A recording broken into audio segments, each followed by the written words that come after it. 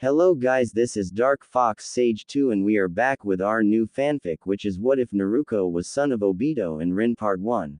And if you enjoy this fanfic, then please press the like button and please subscribe to the channel. It motivates me to upload more fanfic like these for you all. Now let's start the fanfiction. Obito, a young man, leans down over a fallen comrade. Even though half of his face is covered by a mask, the emotion is conveyed through his eye. Right beside the half-blind ninja stands a young blonde girl. She's trying to hold in her sobs, but it's not working. The dying boy is trapped underneath a large boulder with only half his head exposed. The end for this particular shinobi is ever approaching and his comrades know it. His breath hitches as his single red eye swivels over to the man nearest to him. There is a sad, but yet accepting, expression on his face as he rasps, "Kakashi, I just remembered, I didn't get you anything, as a present." There is a pause as he hacks up spots of blood. Despite the pain, though, he presses on. "This Sharingan of mine, I want you to defend the village with it." The girl standing off to side has finally regained some measure of composure and manages to walk over to her fallen teammate with minimal effort. Cracking a painful smile, Obito looks up at the only woman he had ever loved and ran his shaky fingers along her own as she clasped his hand. "Rin, I want you to take this eye of mine and make Kakashi whole," the young man requested. Not looking away from Rin's face, Obito continued, "Kakashi, don't just defend the village, protect Rin. Please, for me. You could do a better job, I know you can." With that, Obito took a deep breath and raised his head enough for the young medic nin to begin the procedure. Although the pain and loss was evident on her face, Rin's hand never quivered as the delicate treasure that so many had fought over was given freely. Now blind, Obito closed his empty socket and did his best to hang on for just a little longer. "Hey, Rin," Obito called out after the young medic's hand found his once again, "take care of everything for me, our child, too." There was a look from Kakashi, and although the Uchiha couldn't see it, he joked, "Hey, I was good for something. But Rin, don't let him become an Uchiha. They'll rip out his soul and turn him into a monster." "I will," Rin promised. "I don't know where we can go, maybe back to my clan, but I will raise him well. Please, hold on. Minato-sensei will be back soon, then we can." Obito's finger over her lips silenced the emotional girl. "It's too late for that," he whispered. His voice was still as warm and tender as always, but it was fading. "Hey, come on, don't worry about it. Kakashi, go out there and get that guy for me, alright?" Kakashi could hear the Junin gearing up for another jutsu and grimly nodded. As he leapt out of the hole, Rin looked after him, but Obito's laugh shifted her attention. "Hey, he'll be fine. Rin," the Uchiha rasped. "Just look after him, alright? I know you will. He would have been a better father, right?" "Sorry, you had to settle. Too much sake, it." This time it was Obito who was silenced. Rin looked down at the funny, irritating, spectacular young man laying beside her. For years he had dropped subtle hints, but she had turned him down. Nicely, of course, but still. She didn't know what it was, maybe just one subtle rejection too many, but Obito was there with a shoulder to cry on and more. But yet, yeah, she was sure. "Obito," Rin started, "I've always liked Kakashi. Always. But I couldn't imagine a more amazing person to be the father of my child. That will never change, Obito. I want a future, our child's future, to be full of people like you." With a sniff, the young Chunin tried to laugh, but only a happy sob came out. "You couldn't have said something like that the day you found out. I lost a tooth when you punched me." This was the strange scene Kakashi intruded back in on. A crying Rin and chuckling Obito. I dealt with him, but reinforcements are going to be here soon. We have to get Obito out of here, Rin. Help me move this boulder and wheel." "No." Obito's harsh cry cut off his teammates. "You two have to get out of here, now." Rin looked over the large rock and took a deep breath. Obito was right, his entire body would be crushed. It was miraculous that he's been conscious as long as he was. Kakashi, we, Doden, Ritsudo Tenshou. The ground suddenly started to quake beneath the group as a group of Iwa Nin outside started their jutsu. With rocks falling all around him, Kakashi leaned into the hole with his arm out. Rin, we've got to go, he called out in a panic. Obito slapped away Rin's hand when he felt her not moving. Time to go. Don't forget, you're not just living for yourself anymore. With only one last look back, Rin leapt up at Kakashi's arm. Now alone, Obito smiled sadly, only allowing such emotion to come out away from his teammates, as the small enclosure collapsed around him. Due to a great deal of luck, Kakashi and Rin managed to escape behind the cloud of dust created from the cave-in. Although he knew that the large group of Iwa Nin would soon track them, Kakashi opted to stop for a moment on a high tree branch to catch his breath. Suddenly, a noise from behind caught their attention and Kakashi found himself staring into the eyes of a cocky Iwa Nin. Rin pulled a kunai as the man started to talk, but Kakashi motioned for her to run. You are in no condition to fight, Rin, Kakashi wheezed, ignoring his opponent's speech as he started doing seals. The blonde was about to argue with him when she was blinded by the bright chakra surrounding her teammate's hand. The noise was deafening, it was as if thousands of birds were chirping throughout the forest. Rising to his feet, Kakashi stated, in a low voice, I can't let you fight, Rin. Obito would haunt me forever if you, or his child were hurt. The Junin managed to smile even as several rock nin leapt at them from a nearby tree. The last thing he heard was Rin yelling out and a bright blonde flash running across his vision. 8 months later. Only 4 months after I take office and something like this demon attacks. I really have the worst luck, don't I, Kakashi? Minato asked his guest with a humorous chuckle. The pair were currently sitting in a field hospital on the outskirts of Konoha. Several days ago, a report came in from the border of Fire Country that shocked Konoha to its very core. The nine-tailed fox had awakened. That alone was cause for immediate concern, but what was even more pressing was that it was headed straight towards the village. Forward lines were set up at the direction of the new Hokage and things were as ready as they would ever be. Anbu, however, was trying to draw the beast away from the village, but all their attempts had failed. Now the entire ninja population of the village was out in force, willing to give their lives to stop the onslaught. Well, your luck is about as bad as Rin's, I'd say. Kakashi said with a smirk. Rin, happy but annoyed, hit the Junin with her pillow. Kakashi sighed and scratched the back of his head while the Hokage snickered. What? Only you would have your kid on the day of a demon assault. Even worse is that you're now stuck in a field hospital because you were too stubborn to stay in the village. You know I can't just sit back in the village while my old teammates are fighting that thing. Even my child wanted to help, so he decided to meet you all sooner, that's all, Rin responded as she stroked the little puff of blonde hair on the child's head. The fourth leaned over the bed to get a good look at the kid.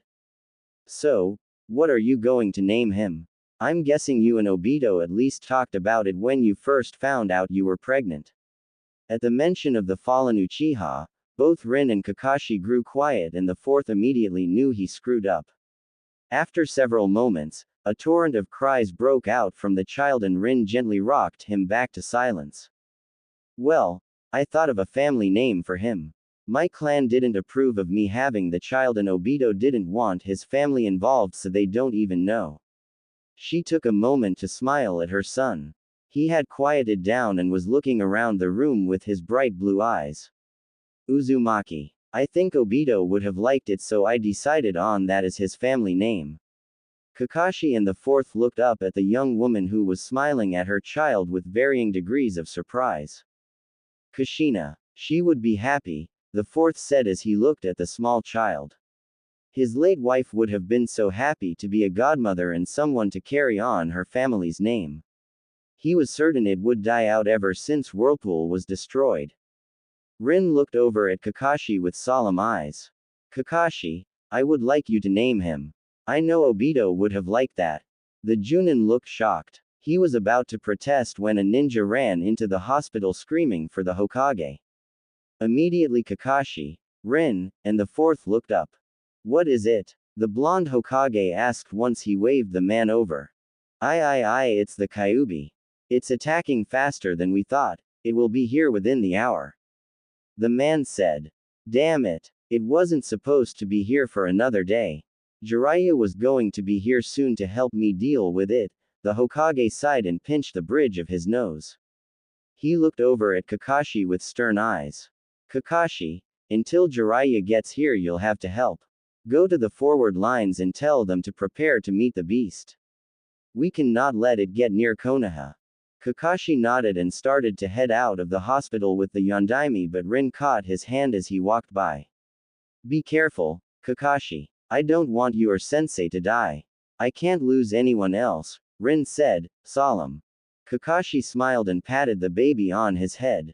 We won't. This is a good thing. I'll have time to think up a good name for the kid. Once the fighting starts, stay here and be safe, the Junin called back as he jogged out of the large tent, following the Yondaime.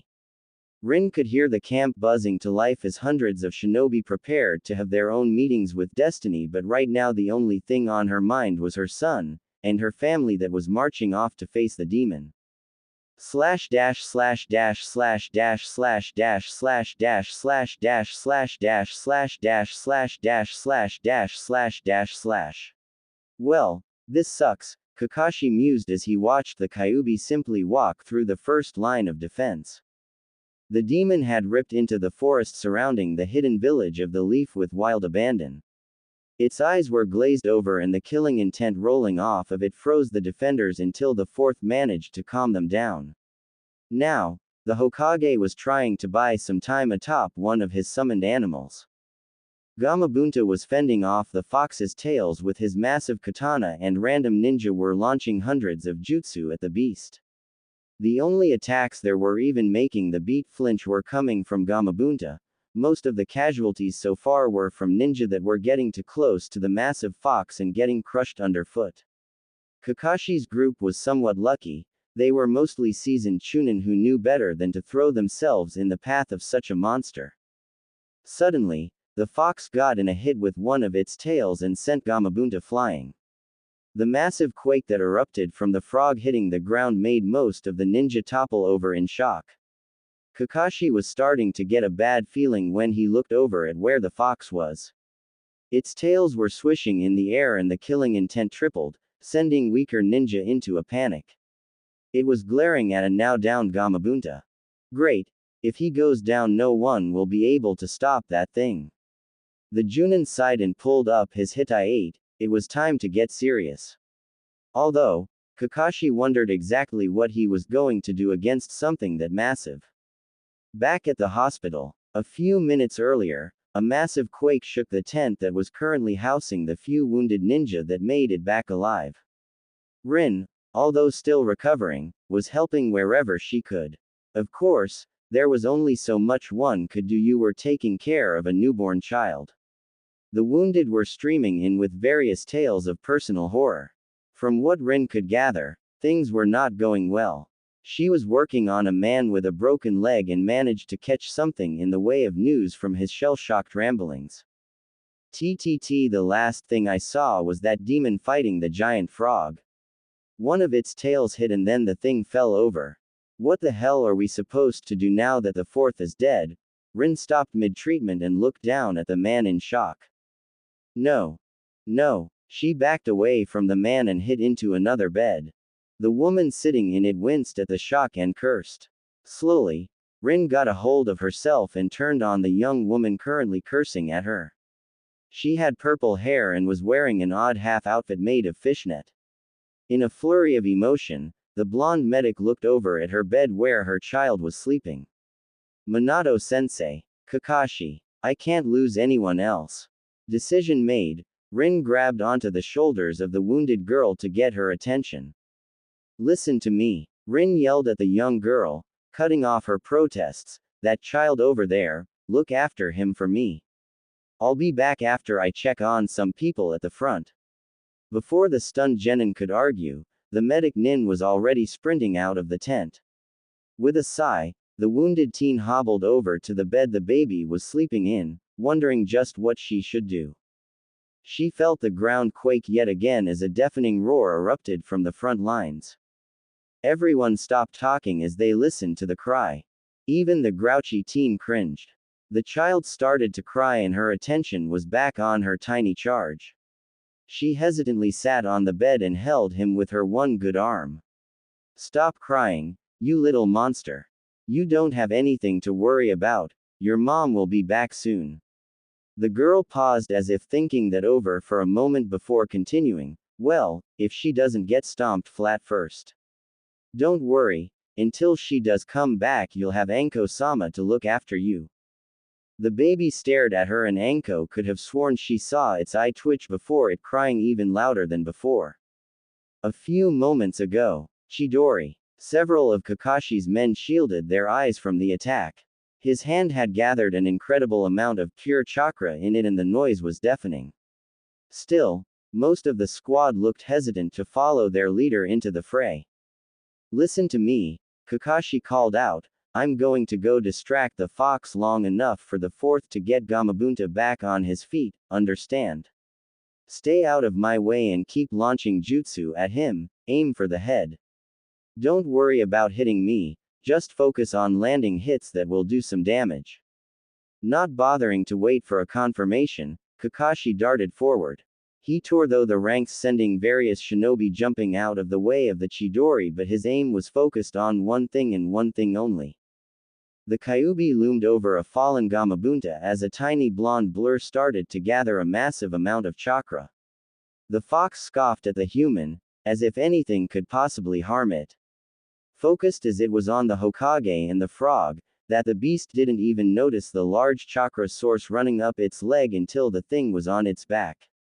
The demon didn't pay much attention to the quick human as it attempted to swat the tiny eyesore with one of its tails.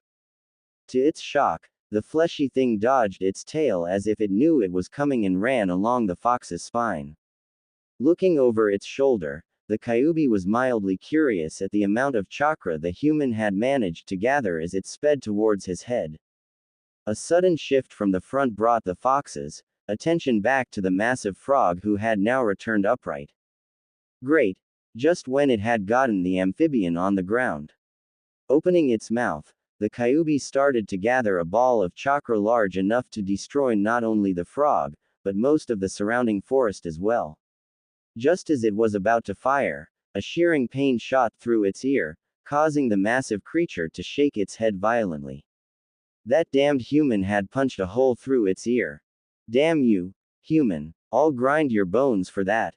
The beast growled as it watched the frog catch the object of its hate. Although the small hole was instantly repaired, the wound had still hurt. Minato caught his rattled former student once the Kyuubi had tossed the poor Junin. Idiot, now you've got its attention on you, he sighed. The Hokage was grateful for the distraction, though. Well, I just happened to be in the area, the silver-haired nin said as he sat up on the massive frog's head. Gamabunta had a smirk on his face as he looked at the Biju currently glaring in his direction. Well scum, you have just signed the death warrant for everyone in your pathetic village, the Kyuubi growled as it started to suck in breath for an even larger attack than before. Gamabunta immediately ran at the demon but the beast was no longer playing around. It used its tails to swat the creature away as white-hot fire erupted from its mouth, heading straight for the mass of ninja launching weak attacks at it. Slash dash slash dash slash dash slash dash slash dash slash dash slash dash slash dash slash dash slash dash slash dash slash. Bring me the wounded, Rin shouted into the decimated ranks of shinobi before her. The new mother had just arrived at the front and was treating anyone that was wounded. She had asked where Kakashi was and was told he ran off to fight the Kyuubi directly, the idiot. Rin was about to take off after him when a man had started screaming for a medic nin. Her inner doctor won out and she was now tending to the wounded.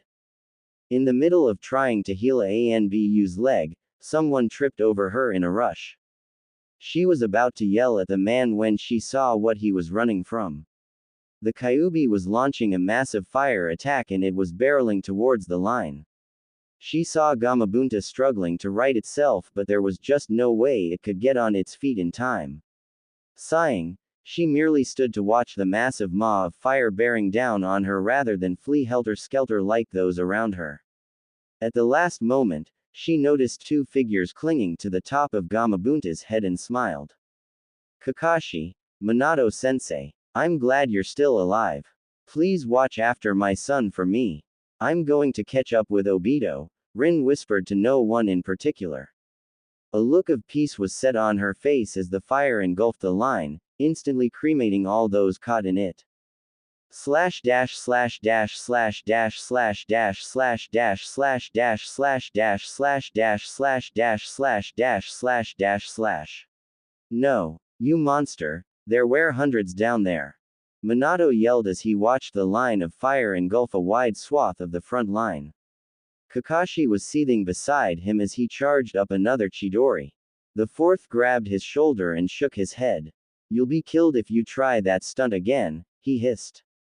Kakashi couldn't remember ever seeing his sensei this disturbed. I have a plan, though. Go and get Rin's baby, I need him for this, he ordered with a determined expression. Kakashi, though, looked at the Hokage as if he were insane. Why the hell do you need him? I can't bring him to a battlefield.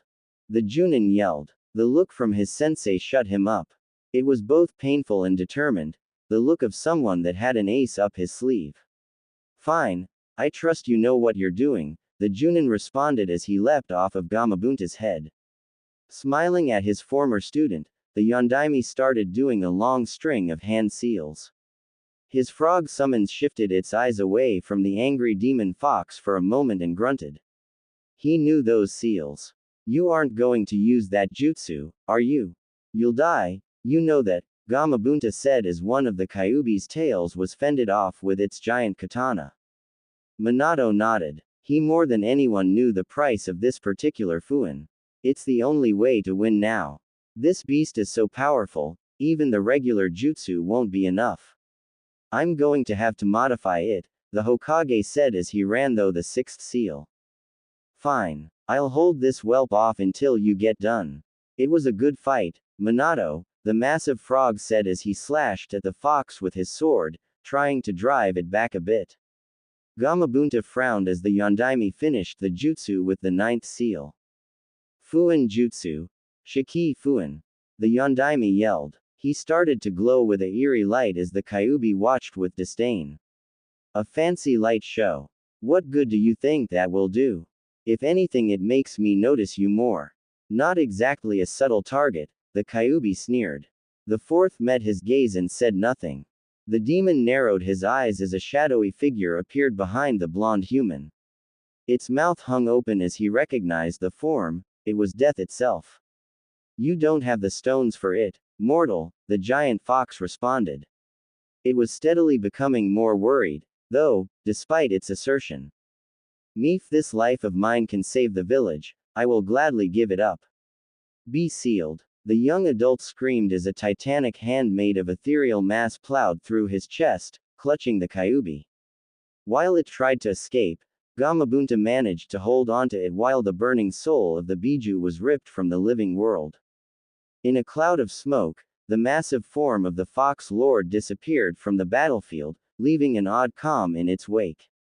The fourth looked down at his stomach and the seal that was now embedded on it. Even though the beast was gone, this was only temporary. He didn't have the life force necessary to hold such a beast. Kakashi had to hurry if this was going to work. Slash dash slash dash slash dash slash dash slash dash slash dash slash dash slash dash slash dash slash dash slash dash slash. Kakashi sprinted towards the field hospital, ignoring the cries from the few that had survived the Kyuubi's fire attack. They needed treatment, but there was nothing he could possibly do about it. Passing Medic Nin, he rushed into the tent and ran to the bed where Rin and her son were supposed to be. What he found was a purple-haired girl holding the crying baby and no Rin in sight. Where's Rin? Kakashi asked in a hurry. Anko shot him a glare that could silence the dead and the Junin calmed down a little. What are you doing, Anko? Where's that boy's mother? She left him in my care. Something about going to save your sorry ass. Ran off to the front and left her noisy brat with me, Anko huffed. When Kakashi fell to his knees and turned white, the genin wondered what was wrong. What's with you? She asked, slightly unnerved. Now she's gone, Kakashi whispered to himself. He was shaking as he pushed himself off the ground. Anko was about to ask again what was going on when she noticed several drops of water hit the ground. Oddly, they were coming from his left eye. It was as if it were crying by itself. Give me the child, Anko. The Yondaime ordered me to get him. Anko looked down at the sleeping boy. So, his family was gone now as well. She rubbed his face before handing the baby over to the copy nin. Don't let anything happen to him, you got that, Kakashi? Anko demanded as Kakashi walked away. The Junin stopped and turned back to the woman with a look that gave even her pause. It was the most fierce look of determination she had ever seen. Nothing will happen to this child while I draw breath, Kakashi stated as he ran off into the burning battlefield. For a moment, Anko looked after him before laying back on the bed in a huff. You better hope nothing happens to him, Kakashi. He's a cute little brat, she said as she rested her eyes.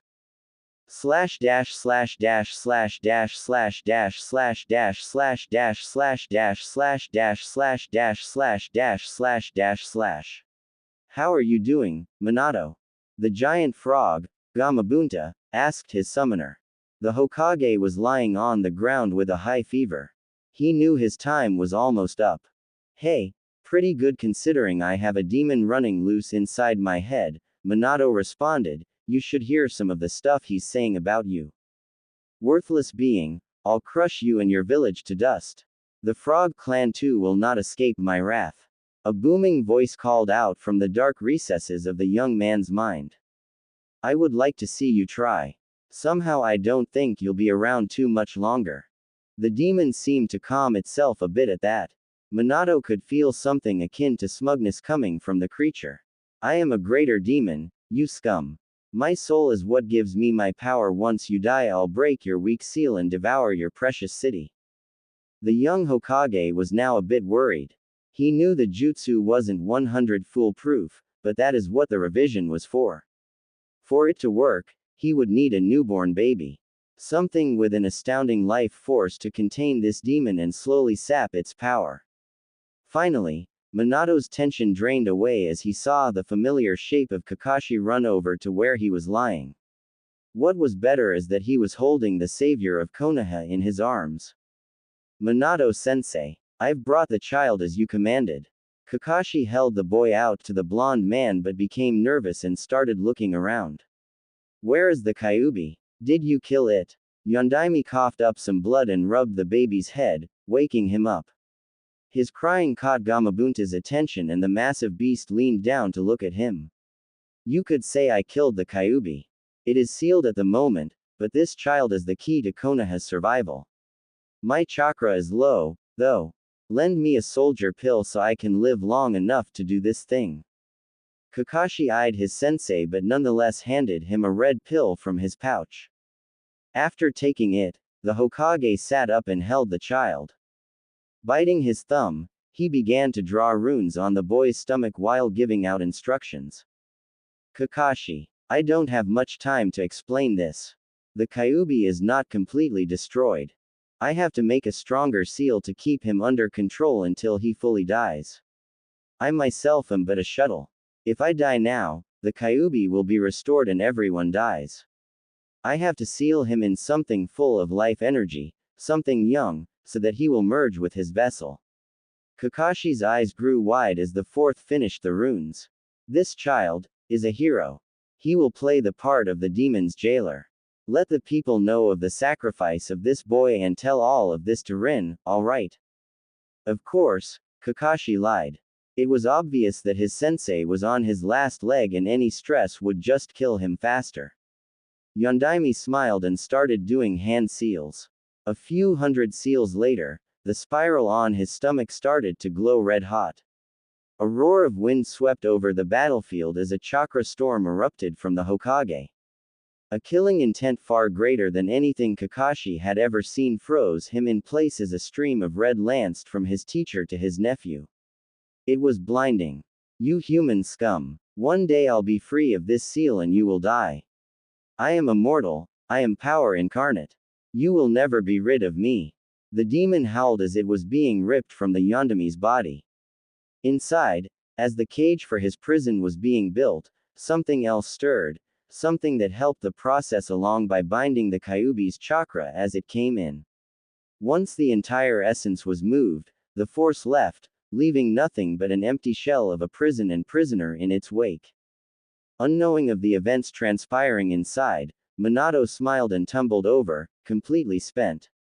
Kakashi scooped up the child and wrapped him back up after eyeing the new spiral seal on the boy's stomach. Amazingly, it was a multi-part elephant seal. So very complex for the amount of time spent on it.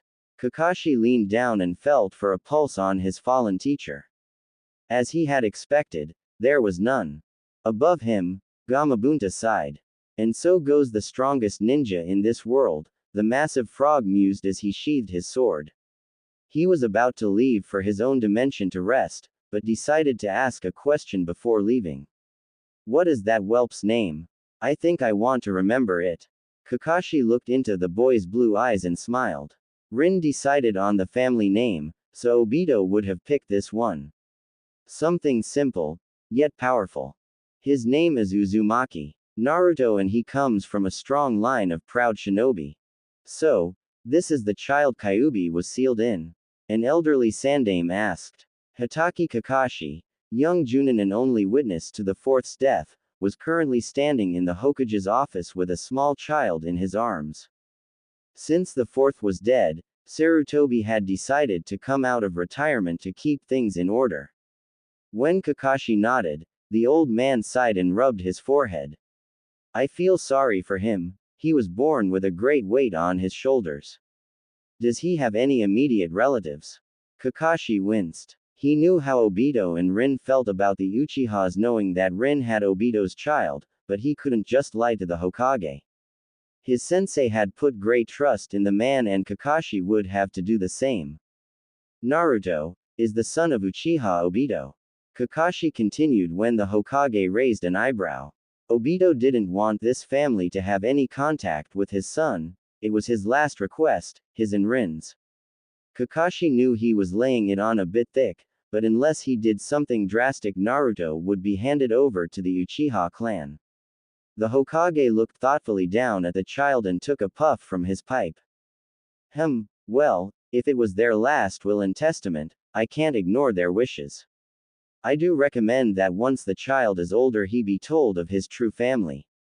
Well, I'm sure we can find someone to take care of him. After all, he is the hero of the village, the aged Hokage said with a smile as he patted the baby on the head. Naruto grabbed at the Hokage's hands with a smile. Kakashi thought this over for a moment before shaking his head. I don't think the village should find out about Naruto being the demon's jailer. Sarutobi looked up at the Junin with an analyzing eye. And why should we deny the village their savior? The boy is a hero, he should be treated as such, the Hokage said before taking a seat at his desk. Kakashi resisted the urge to groan, sometimes the Sandame could be so dense. Do you really think the village will accept that? Are you sure they will see Naruto and not the Kyuubi? Kakashi asked. He didn't want to make it seem like the Hokage was being naive, but sometimes the man could give people too much credit. Sarutobi sighed deeply before looking over the baby still in Kakashi's arms. So, who will take care of him? I know you can't since you're trying to get into Anbu and as you said, Rin is gone. Her clan didn't even want her to keep the child, we can't let them raise him. Both Kakashi and the Hokage racked their brains for a possible solution before Kakashi spoke up. Well, he could stay with you until he gets old enough to live with me and be able to look after himself when I'm not there. I can look in on him in between missions before then as well, Besides, Kakashi looked down at the little blonde who was currently flailing his arms at the old Hokage. I think he's taken a liking to you, the Junin said with a smirk, not that anyone could see it. The Hokage thought this over for a moment. I'll have even less time than you to spend with him, you know that, he countered. Kakashi shrugged, but he could tell the man was wavering. Just a bit more. You're the Hokage, you can afford a few helpers. I think it would be good for him to have a bit of a family before he starts to live on his own. Like you said, he is a hero. The Hokage took a deep breath and nodded while Kakashi mentally cheered. Hatake. 1, Hokage. 0. Slash dash slash dash slash dash slash dash slash dash slash dash slash dash slash dash slash dash slash dash slash dash slash. I have a mission for you, Fugaku-san. The third said to the man in his office. He pushed a file over to the shinobi. In that file is the information. It's an A- class mission. I hope you can. Before the Hokage could finish, a little blonde boy ran through the door to the office and over to the aged Hokage. Ojiazan, the boy exclaimed. The Hokage sighed but still turned to the blonde child. His guest only looked on with mild curiosity. The boy didn't look to be more than 4 or 5. Yes, Naruto, what is it? The elderly man asked. No matter what the boy did, he couldn't stay angry with him.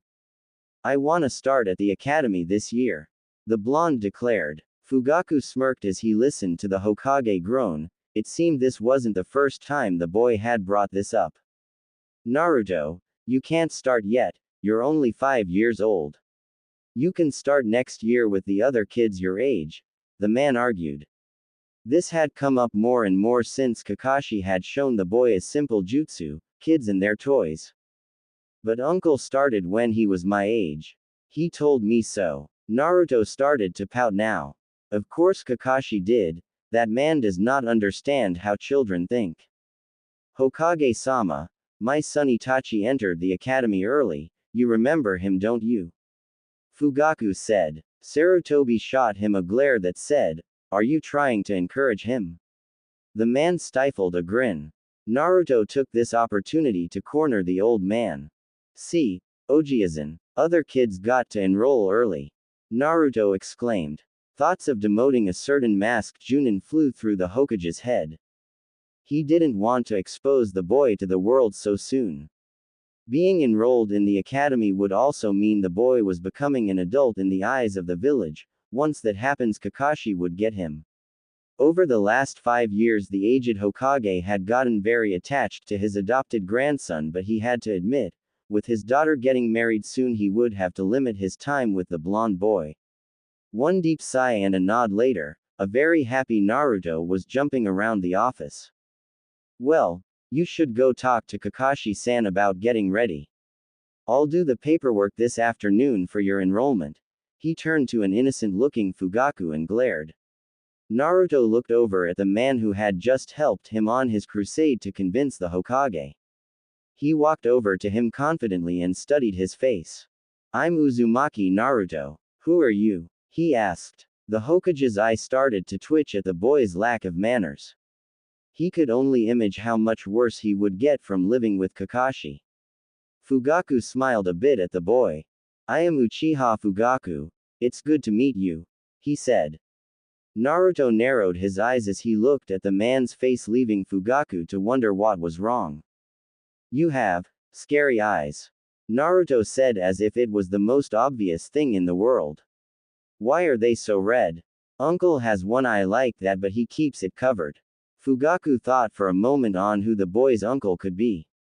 It was common knowledge that Uzumaki Naruto was a war orphan, so his true family hadn't been known, and he could only think of one person with a single Uchiha eye. Ah, you're talking about Kakashi-san. Well, my eye is red because of my Uchiha blood. It's just a genetic trait.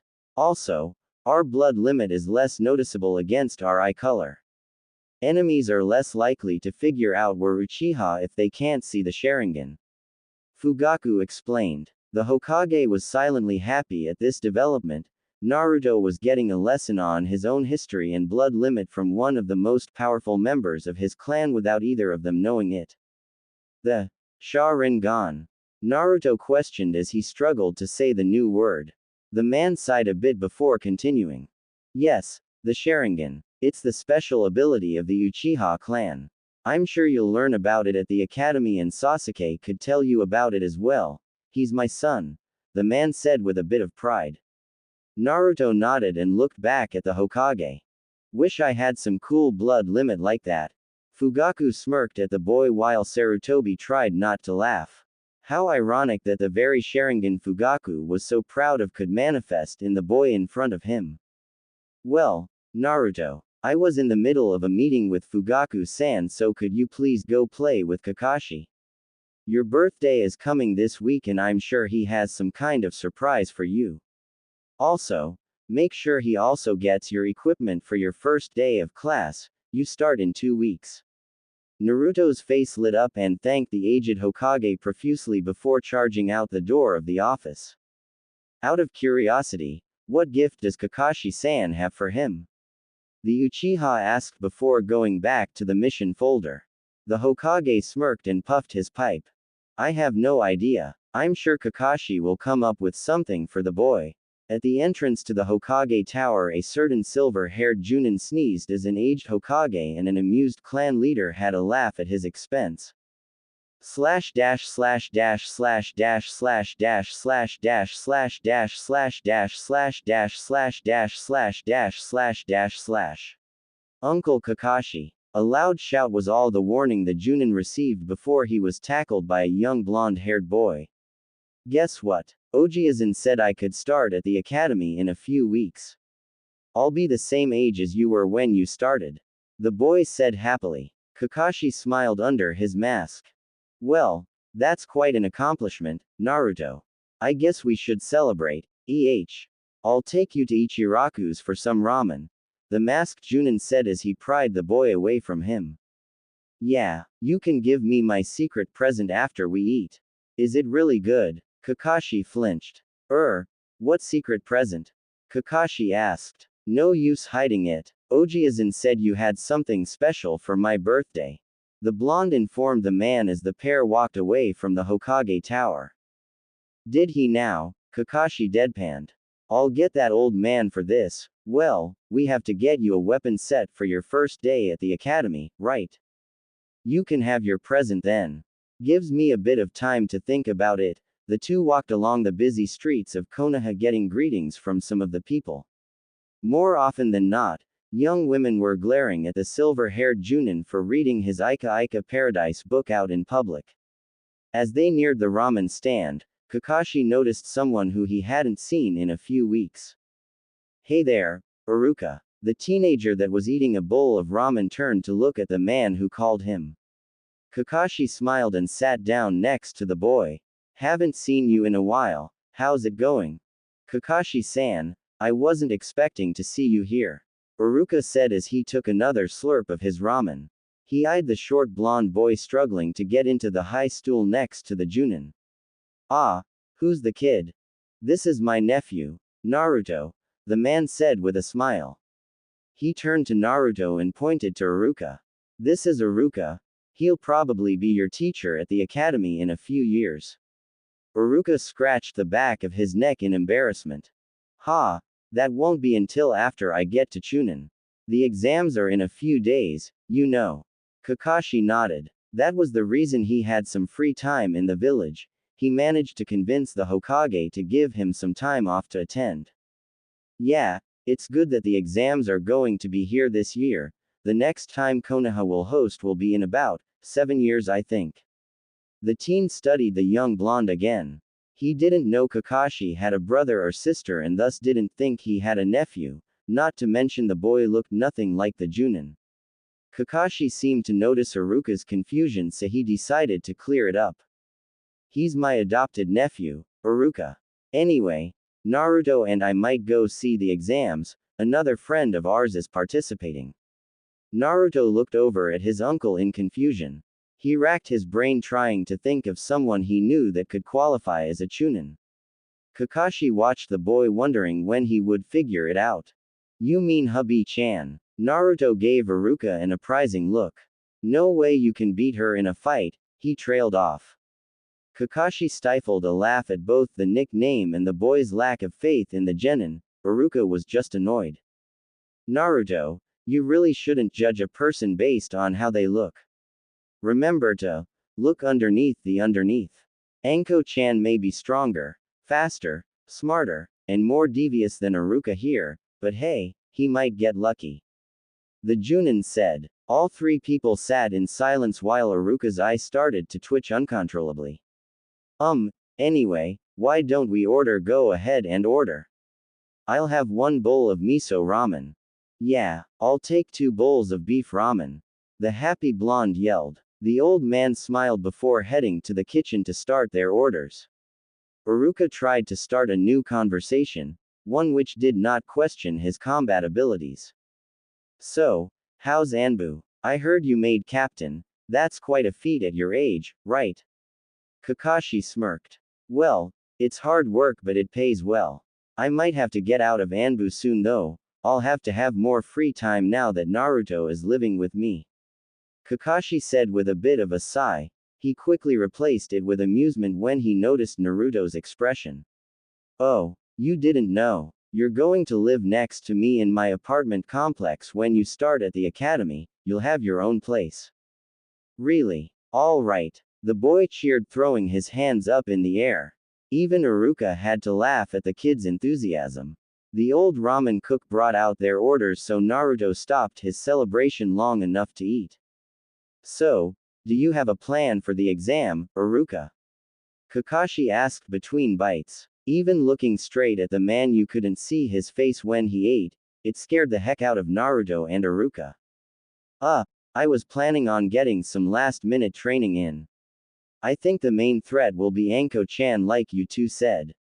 As long as I put on a good showing, it doesn't matter if I win or not. Besides, my fist match isn't against her, thanked Kami-sama. The teenage genin said. Naruto giggled to himself. No one could beat Anko-chan. What do you mean, as long as I put on a good showing? Don't you have to win to be promoted? The blonde asked. Kakashi shook his head. Nope. If you demonstrate Chunin level intellect and skill, even if you lose your match, you can still be promoted. It's not about who's the strongest or who knows the best jutsu. A Chunin is a commander, so he has to show competence. Kakashi explained. Iruka nodded his head and adjusted his Hitai-8. Yeah, Kakashi-san is correct. Oh, you guys said you had to get equipment for your first day at the academy, right? The Twin Dragon shop is having a huge sale on some stuff they got by accident. I think they got an order from Hidden Grass and the owner is trying to unload the stock. Anyway, I have to get going. The training grounds aren't going to be open forever. Oh, could I get you to train with me a bit before the exam? The Junin nodded. After waving to the pair and paying for his meal, the genin headed off in the direction of the training grounds. Paying for their meals, Kakashi and Naruto headed over to the shop Iruka had mentioned. Wow, the blonde said as he looked over the stock. This shop had everything in it: kunai, shuriken, soldier pills, smoke bombs, everything. While Kakashi was talking to the owner, Naruto ran over to a long chain hanging on a hook in the corner of the store. The owner noticed the boy's interest and walked over with Kakashi. Oh, I see you like the Kusari Fundo. We got it by accident from Hidden Grass. I wanted to give it back to our supplier, but he wouldn't take it. That's the last time I trust him. We're buying our stuff from the blacksmith in town from now on, the man said. Kakashi looked the weapon over. The chain on it was about 7 feet long with iron weights at each end. Well, we'll take that one too, the man said with a smile. Naruto spun around to look at him and barely held in his excitement. I did promise you a birthday gift, right? We can get a book on how to use it at the library. I know I saw one there somewhere. In all, Kakashi purchased a set of kunai, shuriken, a pack of soldier pills, a pack of smoke bombs, ankle pouches for the kunai and shuriken, and the Kusari Fundo. The Junin could feel the emptiness of his wallet as he walked out of the store with the young blonde in tow. Okay, now we get you some new clothes, the Junin said as the pair walked down the main street of Konoha. The boy looked down at what he was wearing and scoffed. What's wrong with what I have? The boy asked. He was wearing a large black t-shirt with orange sweatpants. Kakashi looked him over and sighed. Well, I guess it's not too bad for now, but you're going to have to wear something less flashy once you get to the more advanced lessons in the academy. Right now we can start moving you to your new apartment, all right? The Junin caved. Naruto nodded and started to run off towards the Hokage mansion with Kakashi lazily following. The great move commenced the following day. Most of what the boy owned, which was mostly ramen products and toys, was moved across town to the apartment complex Kakashi lived in. Naruto's new home was right across the hall from the silver-haired Junin and was a simple apartment. A bedroom, kitchen, and small living room and a small bath. From the living room you could see the Hokage monument out of the large bay window. Kakashi and the Hokage donated some simple furniture to the boy and he was well adjusted after the first 2 days. Naruto spent most of his time at the Hokage Tower or with Kakashi, so he always had something to do. With the help of his uncle Kakashi he mapped out a small training regiment that mostly consisted of weapons practice, kunai, shuriken, and kusari fundo.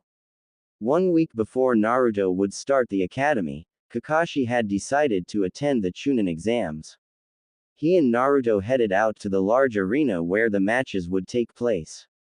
There were thousands of people there, some from Konoha but most from foreign nations. Kakashi used his pull to get seats where the main clans usually sat, front row. Wow! These are great seats, Otoji. How did you get them? Naruto asked once he and Kakashi found their seats. The Junin laughed and pointed to his vest. I am an elite Junin and a good friend of the Hokage. There are certain strings I can pull, he said as his eye pulled up in a smile. Naruto looked at the people around him and spotted a familiar face a few seats over. Fugaku-san, the boy yelled while waving. The man in question turned around to look at the boy and seemed confused for a few moments before recognizing him. Kakashi looked wearily at the Uchiha clan leader. You're Naruto, correct? Here for the Chunin exams I imagine, the man said as he walked down the aisle to speak with the boy. He looked at the man sitting next to Naruto and his slight smile fell. Kakashi-san, it's good to see you here as well. Yes, I thought it would be a good chance to show my nephew what an advanced ninja battle would be like before he started the academy next week. We have a few friends competing also, the Junin said in a lazy tone. A small boy poked his head out from behind the Uchiha clan leader and looked at who was talking. Naruto noticed him and smiled. Hey, I'm Uzumaki Naruto, who are you? The blonde asked. The other boy stepped out from behind the man and smirked. Uchiha Sasuke, you said you were starting the academy this year. You don't look much older than me, the raven-haired boy started. Another boy who looked to be a few years older walked up to the group. Sasuke, don't judge people based on their age. Just because he doesn't look as old as you doesn't mean he isn't skilled. A shinobi cannot make such assumptions, the older boy said with a smile. After laughing at Sasuke's scowl, he turned to the blonde. Forgive my brother. I am Uchiha Itachi, you are Uzumaki Naruto, the blonde said with a wide smile. He was about to start up another conversation when a loud voice caught Naruto's attention. He heard a girl arguing with one of the Anbu by the stairs that lead down to the arena and instantly recognized her. Hubby-chan, we're over here, he exclaimed as he waved his hands frantically. Kakashi groaned as he too noticed the woman. How many times do I have to tell you not to call me that? The woman said as she playfully hit the boy on his head. She looked over and saw Kakashi trying to ignore her, so, of course, she walked over to him and got in his line of sight. You guys here to see me kick the crap out of these other weaklings? The girl asked in a very Naruto-ish way. Well, I'm here to watch an old friend, Naruto's the one that wouldn't stop ranting about coming to see you win the thing, Anko, the Junin said with a smirk. He had to suppress a laugh when said blonde turned bright red. Anko smirked ruffled the boy's hair which made his face burn even brighter. Well, at least someone in your family has an eye for talent. I've looked at the competition. There is none, she said with a confident laugh. Naruto nodded with her and adopted a sage-like thinking pose. He was determined to impress her with his limited knowledge about the exams. Well, you might have to worry about Kakashi's friend. He looked kinda tough. There are also ninja from other villages here, so who knows what they can do, he added. Anko and Kakashi blinked at the very un-Naruto-like judgment. Kakashi's friend? She questioned. The silver-haired Junin nodded. Iruka-san. He's been studying a lot for this exam. I don't think you'll win easily. Even if you were taught by Oro, he was cut off by a glare from Anko. It was so fierce that even Naruto moved away from her. The three Uchihas only stared blankly at the scene. Naruto was about to say something when the announcer walked out into the middle of the arena. Will all contestants for the Chunin exam please come down to the arena? All contestants to the arena. The man ordered. Anko shot one more glare at Kakashi before heading to the edge of the stands. Naruto looked at her with a confused expression before she smiled. Well, that's my cue. Naruto, you better cheer for me, she said before he did a back flip over the railing. Naruto turned pale and ran over to the side, scared to death. He was met with the sight of Anko calmly walking down the wall. She looked over her shoulder at the stunned blonde and gave him a thumbs up before sprinting over to where the other contestants were gathering. How did she do that? The boy asked once he found his voice. Kakashi deadpanned, but it was Itachi that answered. She used chakra to grab the wall. It's a basic skill for a shinobi, but I am surprised a genin would have such good control over it, the young boy added. Naruto looked over at him and nodded. The Uchihas made their way back over to their seats as the first match was called out. This is the first match of the final round of the Konoha Chunin exams. The first match is Yumi no Iruka of the Leaf vs. Baki of Hidden Sand. The contestants will battle until death or incapacitation. As the examiner for this portion of the exam, I will call the match if a fighter cannot go on. Now, begin the match. The examiner's hand sliced down to indicate the start. Kakashi and Naruto stepped over to the railing to get a better look as both shinobi drew weapons. Yumi no Iruka vs. Baki of the Sand. Well, I guess going up against you in the first round is better than Anko, the genin mumbled to himself. His opponent had a veil covering half of his face, but he could see the smirk his opponent wore.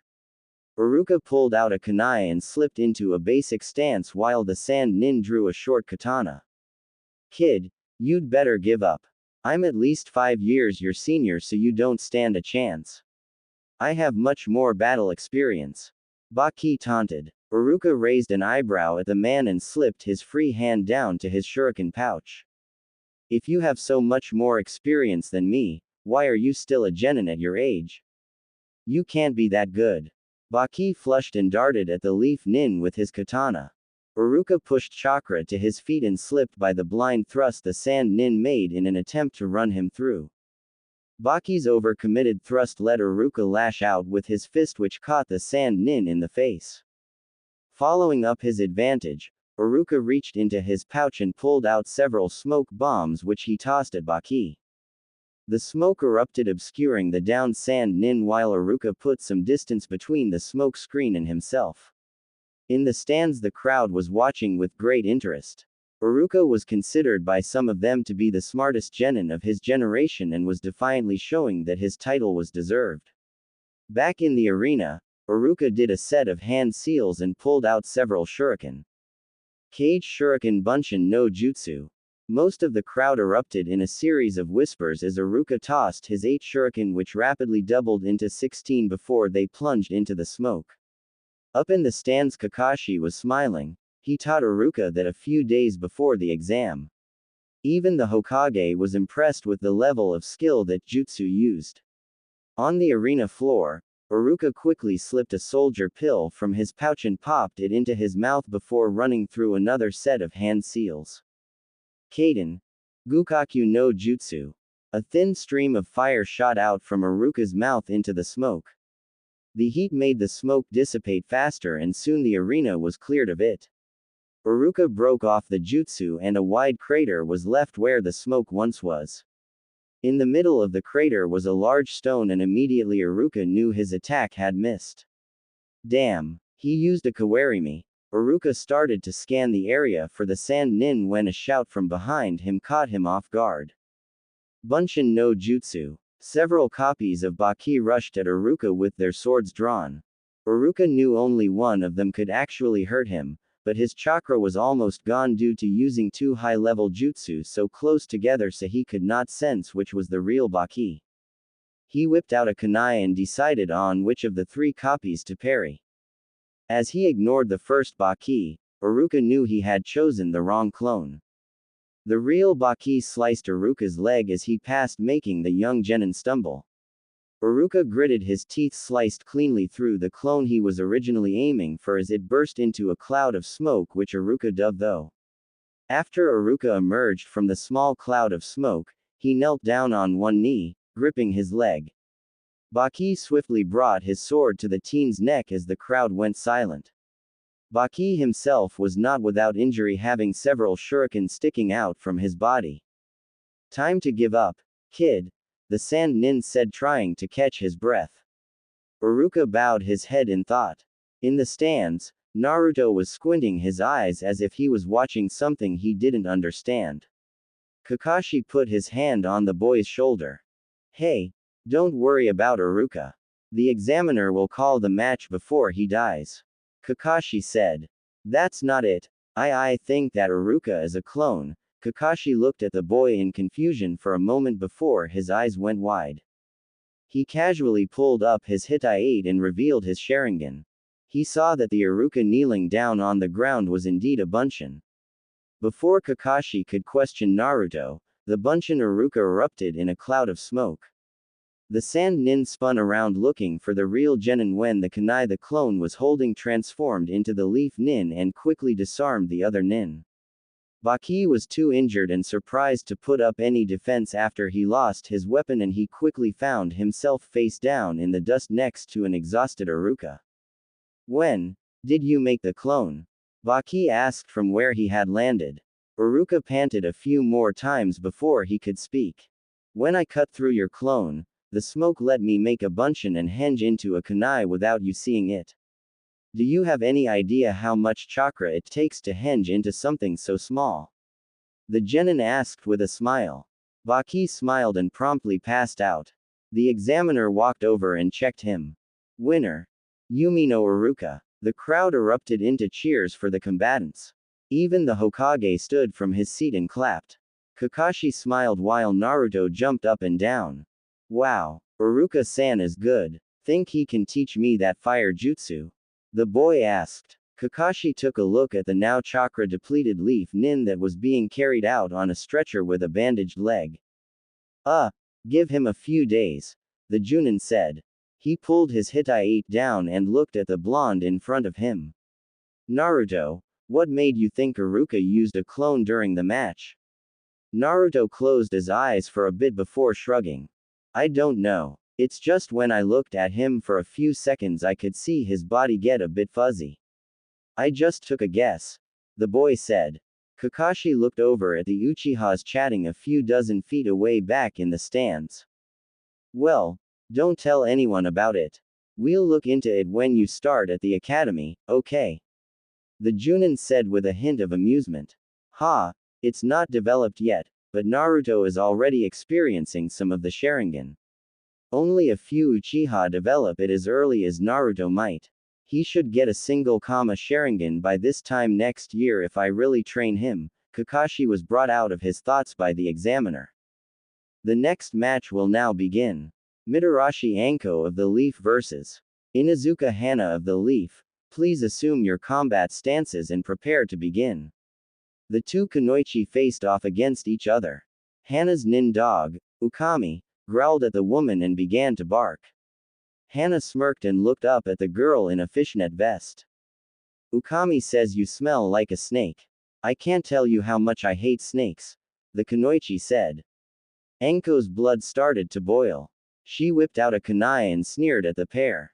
Well, you two are a good team, just a mangy pair of bitches that need to be housebroken. Examiner. Let's start this match already. Hana and her dog both snarled while the examiner was shaking. The two most powerful ninja in the contest were aching to get at each other's throats. Up in the stands, Naruto was shouting at the top of his lungs for Anko to win. Said Kunoichi managed to smile at the exuberant blonde right before the examiner sliced his hand to indicate the start of the match. After that, all hell broke loose in the arena. Hana quickly pulled out a kunai and tossed it at Anko. The other woman countered with a shuriken that deflected the projectile. Hana's dog growled at its master's ineffective attack. TCH, I guess normal ninja techniques won't work in this situation, will they? The dog user asked more to herself than to her opponent. Anko grinned in a very Naruto-ish way before gathering a bit of chakra. Nothing will work against me, especially something at level. I would suggest you give up, but I want to have a bit of fun first, the purple-haired girl said before running through a set of hand seals. Kanashibari no Jutsu. Suddenly the dog user was unable to move. It seemed that every muscle in her body had frozen up and it left her completely open to attack. Her dog growled in annoyance as it saw its master lock up. WW, what the hell did you do? The dog user gasped as Anko strode towards her. The purple-haired genin smirked and pulled out a kunai. It's a simple jutsu that most Anbu know. Your body should be completely subdued now, right? I said I was going to drag this out, but I'll just put you out of your misery now. Anko taunted as she started gathering chakra.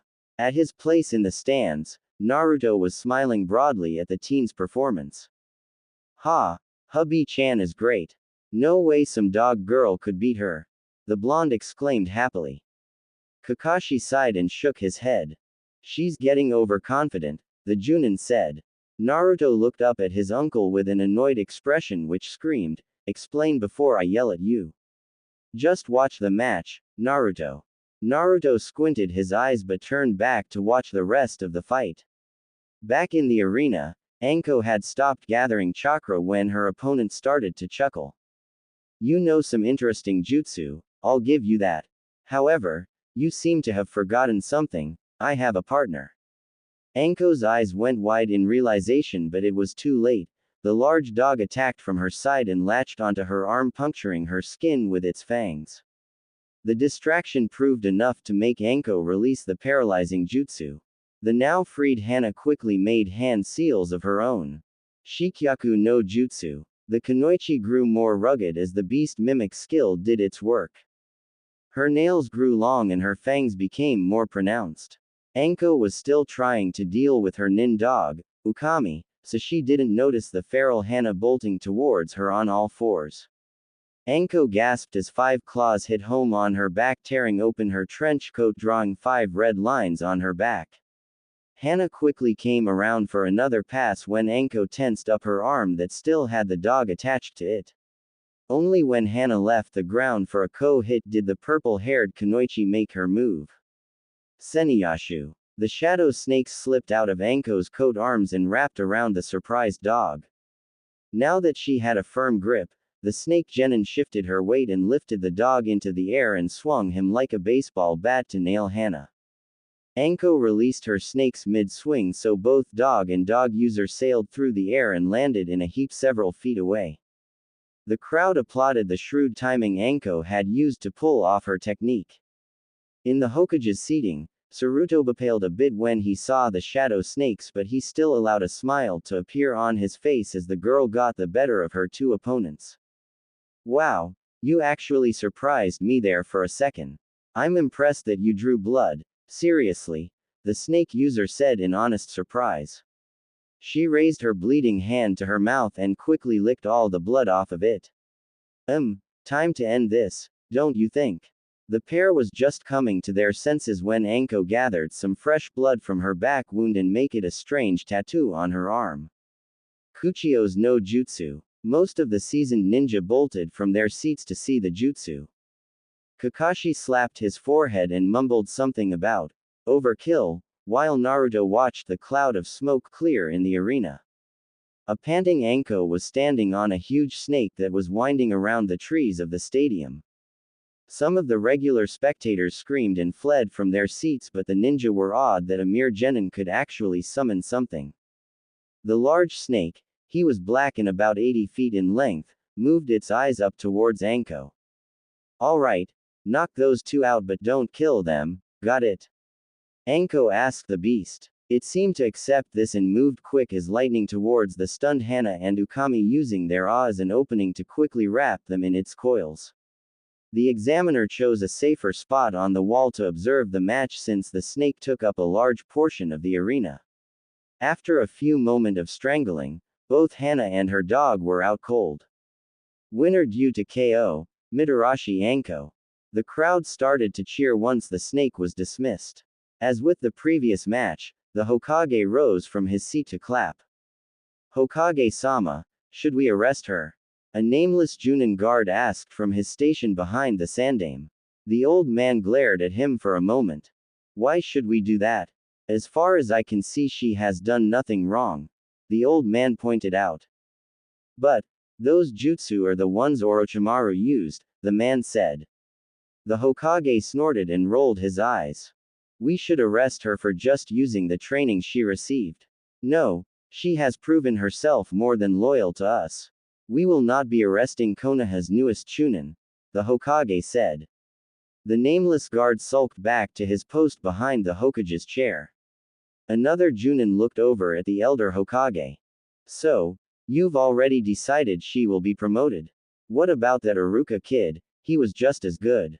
The man asked. The sandame smiled. Yes, he did put on quite a show, didn't he? He will be promoted as well. Their opponents did well, Baki of the Sand especially. I would recommend to the Cage that he be promoted as well. For now though, let's just watch the last match. Hokage said before taking his seat. He looked over the stands and chuckled when he saw a familiar blonde jumping up and down a few levels down. Uncle, where did that huge snake come from? Did they get any bigger? Can hubby-chan teach me to do that? Kakashi was being drowned by questions. He knew something like this would happen when Anko pulled out some of her bigger moves, but he still wasn't ready for it. He took a deep breath and answered. It's a summon animal, and yes, they get bigger. I'm sure if you bothered her enough she would teach you how to do it, but you don't exactly have the chakra to summon anything. Besides, why would you want to summon snakes? Nin dogs are much better. The Junin explained. Naruto looked at the unconscious Hana and Ukami being carried out of the arena. Sorry uncle, but I just saw how dogs do against snakes, the boy said. His voice was dripping with admiration for the scaled summons. Kakashi pouted for a few moments until the next match was called. Mitarashi Anko vs. Yumi no Iruka. Fighters, please come to the arena. This was it, the final match. Both Naruto and Kakashi looked down with great interest as a recovered Iruka walked out into the arena. Anko was still trying to catch her breath, having lost a lot of chakra from her summoning jutsu. She was really going to have to learn moderation. Mitarashi Anko vs. Yumi no Iruka. Ah, Anko-chan, don't you think you should give up? We'll probably both be advanced, so we really don't have to do this, the genin said as he looked at the bleeding snake nin. The wound on her back had been staunched, but it was still oozing droops of blood on the arena floor. Anko smirked and looked over at the man. Give up? You have got to be kidding me. Do you have any idea what kinda hell the brat would put me though if I did that? Besides, I won't hurt you too much, Iruka. No need to be so scared, the girl taunted. Iruka sighed and rolled his shoulders to get the crinks out of it. This was going to be a tough match. He really didn't want to hurt the girl, especially in the state she was in. He could tell Anko was about to fall over from exhaustion. All those summoning jutsu ate up chakra like nothing else. Back in the stands, Naruto was getting jittery. Is hubby-chan going to be okay? I mean, Iruka-san can't beat her, right? The blonde asked, a bit more subdued than his previous outbursts. Kakashi scratched his head and looked at the panting Anko. Well, if she brought some soldier pills she should be fine. At that, Naruto sighed in relief.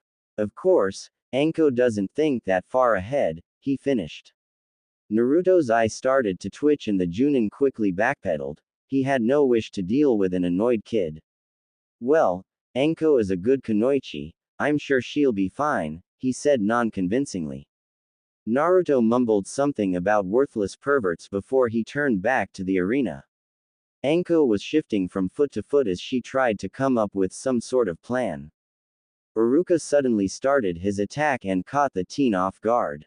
She barely had time to draw up a block as Iruka's fist rocketed towards her midsection. It seemed he was pulling his punches. Anko quickly swatted away the fist and lashed out with her elbow, making the boy duck.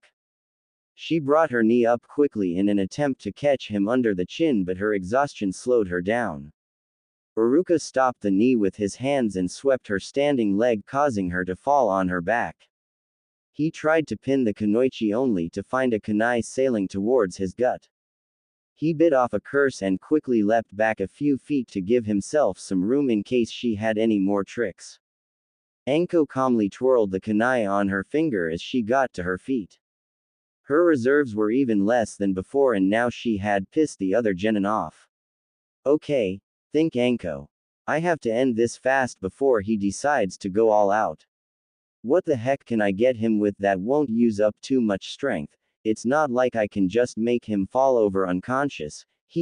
Now that's an idea. Iruka shuddered when he saw the feral grin Anko flashed at him. Somehow he didn't think this was going to end well. You know, Iruka, that last fight ruined my coat. Anko said nonchalantly as she ran her hands over the blood stains on her trench coat. Not to mention all the holes that horrible woman put in it. Iruka blinked. Just what the heck was she talking about? Anko saw she had his interests as she continued. I should really just take the stupid thing off, don't you think, Iruka-sama? Now, if Iruka had an answer to the question, he quickly forgot it in the time it took Anko to slip out of her coat. To the utter joy of the male onlookers, it seemed Anko really liked fishnet clothes. She had on a see-through fishnet vest that acted as her top along with a tight sports bra underneath that did very little to hide her features. In the Hokage box, Sarutobi slapped a hand to his forehead while several of his guards just gawked. This is her idea of a winning strategy? Kakashi asked from up in the stands. He shook his head when Anko started to do mock warm-up stretches. Iruka was near catatonic in the arena and Anko was slowly recovering her stamina thanks to her little distraction. He did feel a twinge of pity for his young nephew, though. Naruto passed out the second Anko first dropped her coat. I didn't know someone could bleed that much from their nose. Anko mentally smirked at her blabbering opponent. Iruka was so innocent. She walked up to him with hips swaying and her arms crossed over her chest, accenting certain assets. Iruka was still trying to form a singed sentence when Anko was less than half a foot away, running her finger in circles on his chest. Iruka-sama, she purred as she cupped his face. All coherent thought in Iruka's brain shut down at this point. The crowd was on edge as Anko's lips inched closer to the stunned genin. 3 inches, 2 inches, less than an inch. Suddenly Iruka's eyes shot open as he experienced a new world of pain courtesy of Anko's knee in his groin. The entire crowd winced and most of the men started having ghost pains at the sight. At this point, the ref walked over to Iruka, who had just slid off of Anko's knee. He was on the point of passing out while making whimpering noises. Anko gave a very Naruto-like grin and poked him in the chest with her foot.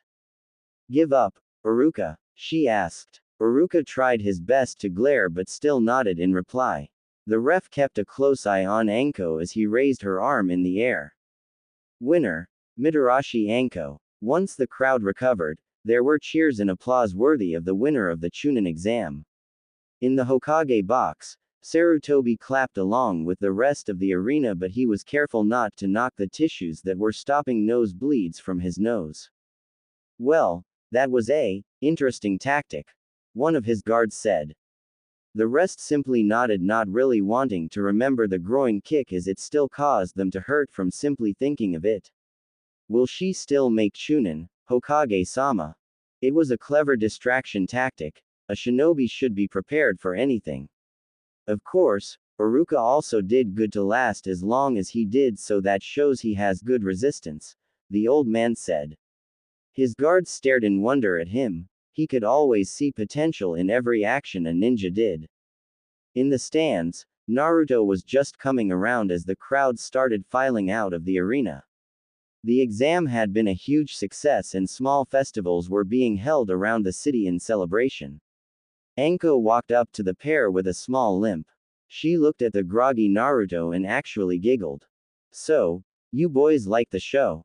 She asked innocently. Kakashi rolled his visible eye while Naruto tried to shake the mental image of Anko out of his mind so he could look her in the face without blushing. Why you won, hubby-chan? It must have been tough to win 2 matches in a row like that. Naruto replied, still not able to look the girl in the eyes. Yeah, it was a shocker, Anko. I thought for sure Iruka had you. Kakashi said. He looked down at the now unconscious Iruka that was being helped off of the field for the second time and cringed. Did you have to kick him so hard, though? Anko snorted and leaned on the railing for support. He had it coming to him. Letting himself be distracted in the middle of a match like that isn't something a ninja should do, she said. But, he did put up a good fight for a little while. I'm almost completely out of chakra now, she said with a sigh. Some movement from Naruto caught her eye. The boy was digging through the small pouch he kept strapped on his leg. She raised an eyebrow as the blonde held out a small pill to her. You can have this soldier pill if you want, the boy said. Anko smiled and patted him on the head. Nah, if I took that I wouldn't be able to celebrate tonight. Those things kill your appetite for a whole day, you know. Thanks anyway, kid, she said as she ruffled his hair. Kakashi suppressed a laugh as Naruto mock scowled at the girl and crossed his arms in a pout. You're going out tonight, Anko. Why don't you take Naruto with you? He starts at the academy tomorrow and he could use a last day of fun. I can't do anything with him since I have an Anbu meeting to attend, the Junin asked. Anko cupped her chin in a thinking pose. She didn't have anyone else to hang out with and the kid was entertaining.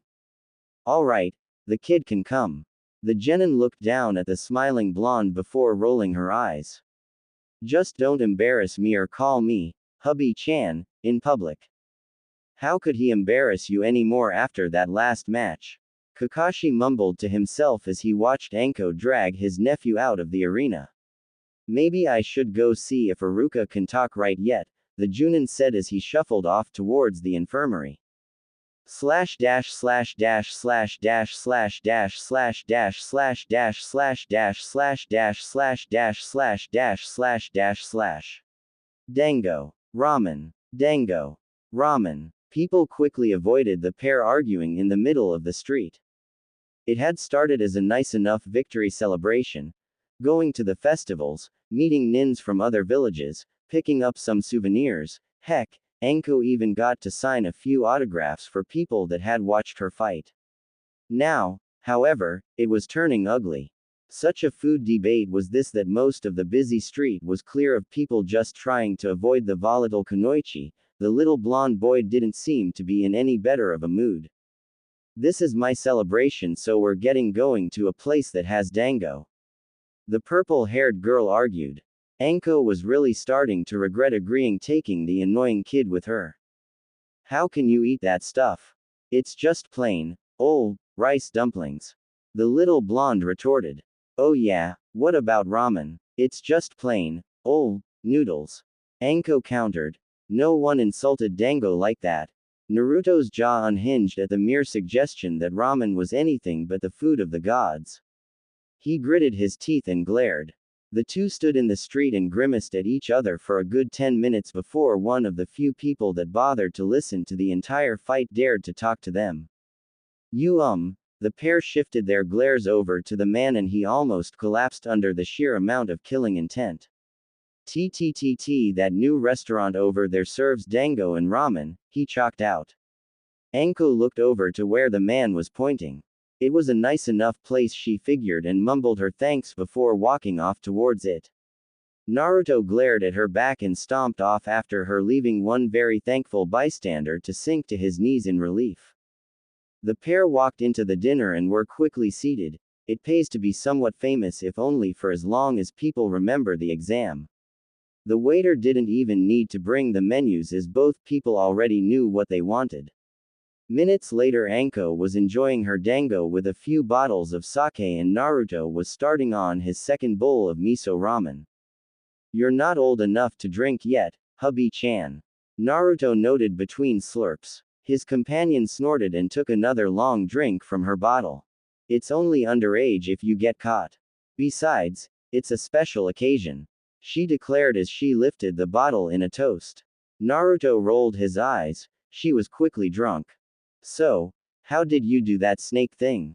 I've never seen anything like that, the boy asked. Naruto figured he could stave off her drinking if he could keep her occupied. Oh, the summon jutsu. It's not that hard to do actually, you just need a contract with snakes, the girl explained. She popped another dango into her mouth and tossed the skewer into the wall like a knife. She was quite the good shot. Summon contract? Where do I get one of those? The boy asked with a frown. This was quickly becoming too complicated. Anko giggled at his expression and took another drink of sake. Oh yeah, she was drunk. Well, I don't have the original contract with me, but if I wanted to, I could summon a snake that has it with him. Naruto smirked at her answer. Time to make a move. Could you summon it for me? I wanna be able to do that, the blonde asked. Anko wobbled a bit in her seat before she dismissed him with a wave of her hand. You're too much of a shrimp to be able to summon anything, there would be no reason for you to sign it, she said. Naruto bit down on his tongue to keep from making an angry comeback. This would require finesse and he couldn't get snippy with her. Come on, Anko-chan, please, the boy begged after he finished up his last bit of ramen. Anko groaned in disappointment once she saw that all of her sake was gone. She was tempted to order more, but she knew what kind of headache she would have in the morning simply from the amount she had already consumed. She wasn't eager to add on to that. Forget it, shrimp. Now, it's getting late, so I'll take you home. Don't forget to grab your stuff, the tipsy girl ordered as she struggled to stand upright. The blonde boy sighed and grabbed her arm to help lead the girl out of the restaurant. His mind was still trying to come up with a way to get that snake contract as they passed the park on the way to his apartment. Anko was already half asleep and slurring her words, so he decided to try the reverse psychology card. He only hoped the normally bright girl wouldn't catch on in her drunken state. You know, hubby-chan, I'm glad you didn't let me sign that snake contract, the boy said as innocently as he could. Anko looked down at the boy who was helping her along with a raised eyebrow and said what sounded like, oh yeah. To the boy, yeah, Otuji said your fight with that dog girl was a bit of a fluke and said I could sign a contract with nin dogs. I guess I should do that since you won't help me with getting a snake contract. Naruto smirked as Anko stopped in her tracks, seething. Dot said wah, she slurred. She pushed Naruto away from her and stumbled into the park. Come on kid, let's get you to contract, Anko said as she waved Naruto over to an open spot. She roughly bit her thumb and went through a set of hand seals. Kuchio's no jutsu. Wow, the blonde said as the smoke cleared. Even though it was late at night, he could make out the form of a large python. The beast curled around a nearby tree and glared at Anko. Why have you ssussumoned me? SS's speak, the snake hissed. If Anko was intimidated, she didn't show it as she staggered up to the beast and pelted him on the head with her fist. Don't talk to me like that, you overgrown worm, she ranted. The snake's eye started to twitch as it flicked its tongue out at the kunoichi. If a snake could frown, Naruto would swear that's what it was doing as it leveled its gaze at the wobbly teen. You're drunk. as all it said as it stared at the girl. Anko glared defiantly back at it for a few moments before hiccuping and falling over. Naruto slapped his forehead as he ran over to Anko. He was relieved to see that she had only passed out. The snake noticed the tiny human and tilted its head over to him. Who are you and how do you know this SSS girl? I'm Uzumaki Naruto, her friend.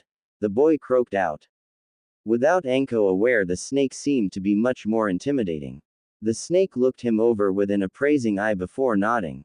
Well, I trust you can get her SSS somewhere safe until SSSSHESSS sleeps SSS this off. If that's all, I'll be going, the snake said. Naruto panicked and waved his arms in the air to get its attention before it proofed out of existence. It stopped whatever it was about to do and raised a questioning eyebrow. Anko was supposed to let me sign a contract with you guys. I worked hard to tick her into. Whoops, Naruto didn't catch himself from saying he tricked Anko into summoning the snake. He was ready to take some kind of punishment but was caught off guard when the creature started to hiss loudly. It was almost as if it was laughing. So, you tricked her into summoning me. SSSHE will never live this SSS down. Fooled by SSS, such a tiny human, the creature said between hissing fits. Again Naruto had to bite down an insult to his height. He was only 5, darn it. The snake seemed to recover and then nodded its head. It opened its mouth and for a moment Naruto thought he was going to be eaten. Instead of a quick death, however, a large scroll popped out of the snake's gullet and came to rest at the blonde's feet. Open that and then SSS sign it. Do it with blood. Naruto nodded and unrolled the scroll enough to find the first free name slot. He saw Anko's name and someone called Orochimaru right behind it. He made a note to remember that name because he could have sworn he heard it somewhere before. He took out a kunai from his pouch and hesitated before slicing open his hand. He had to grit his teeth to keep from crying out. After his name was signed, he rolled the scroll back up and pushed it over to the snake that swallowed it again. Naruto was still unnerved out by that. So, that's it. I can summon one of you guys now? The boy asked. The snake did its hissing laugh again before nodding its head. Naruto grinned and pumped his fist in the air in celebration. All right, I bet I can even beat Otoji now, huh? Naruto questioned the snake. Ha. Just because you have a contract with USSS doesn't mean you can summon USSSS. You don't have enough chakra to even think about fighting with one of our kind. Start practicing and see what you can do in a few months SSSS, the snake hissed. Naruto frowned but accepted that for the time being. The boy looked over at the sleeping Anko. Hey, you think you can help me get her to my apartment? I really don't think I can carry her and I don't know where she lives. The boy asked the snake. It seemed displeased for a second before slithering out of the tree it was in and lifting Anko onto its back with its tail. As Naruto was leading the massive snake through the streets, he was glad it was so late at night. There was no one around to freak out at the sight of the creature. Of course, he didn't notice a certain ninja watching the trio from the top a nearby roof. His face couldn't be seen from behind his white Anbu mask. One Mitarashi Anko, recent chunin and first-rate ninja, suddenly found herself in a bit of a situation. 1. She was in a place she had never seen before, laying on a couch. 2. There was light coming through the giant bay window of the room she was in. That meant she had spent the night somewhere. 3. She smelled something wonderful and she was very hungry. Of course, her head felt like it was about to jump out of her skull and kick her ass. Screw it, I want food, the chunin mumbled as she got up from the soft couch. Aw damn, I probably got drunk and some guy picked me up and oh well, Naruto would have to learn about these things sooner or later. God, I hate one-night stands. He has food, thought, so he can't be too bad and damn my head hurts. Good morning, hubby-chan. Came a chipper voice from behind her. Anko looked up to see Naruto poke his head from what must have been the kitchen. Sleep good. Breakfast will be ready in a second. The guy brought Naruto with him. What kind of sick bastard did I go home with last night? Anko yelled but regretted it when it was amplified several times in her hungover head. She was about to start wreaking the apartment in frustration and righteous vengeance when Naruto again poked his head of the kitchen. Don't wreak my house, you crazy drunk, he whined. Anko blinked and looked around again before putting down the table she was about to toss out the window. Your house. I didn't get drunk and, Anko let that sentence trail off. No need to let the brat know what she thought. Naruto raised an eyebrow at the now sedate teen poking around his apartment. Well, you did get drunk, but I had hubby-san bring you to my house. I couldn't leave you where you passed out, the blonde said. A timer went off in the kitchen and he turned around to look at it. I have to fix breakfast, I'll tell you all about it when we eat, he said before darting back into the kitchen. Anko shrugged and continued her search of Naruto's apartment.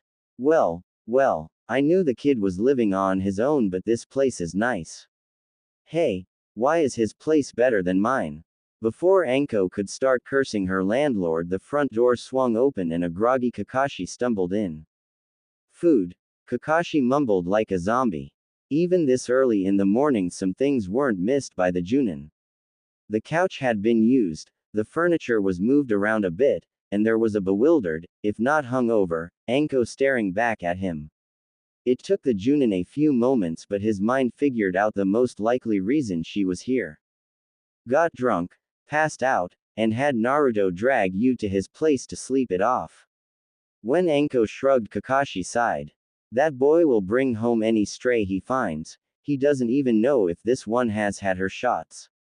When Anko growled at him, Kakashi waved her off. He had his humor for the morning.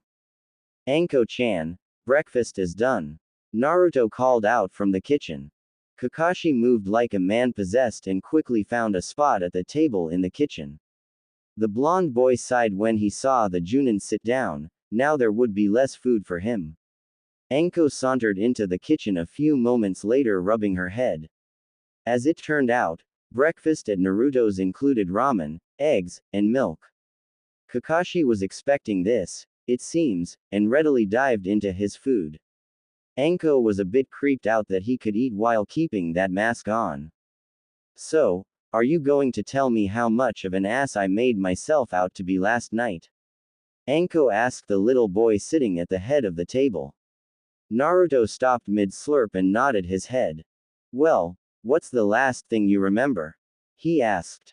I remember leaving the restaurant but not much else, she replied. Naruto gave a nervous chuckle before Anko pinned him with a glare.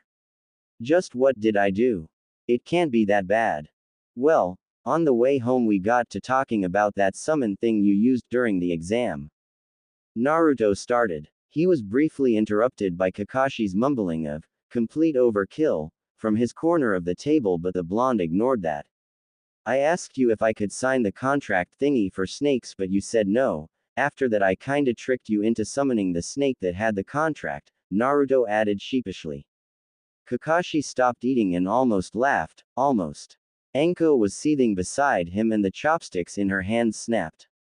What did you do? Anko asked through clenched teeth.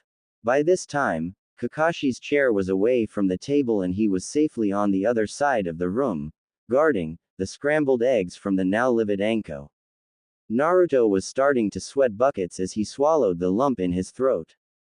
Well, US summoned the snake and then you punched him and passed out.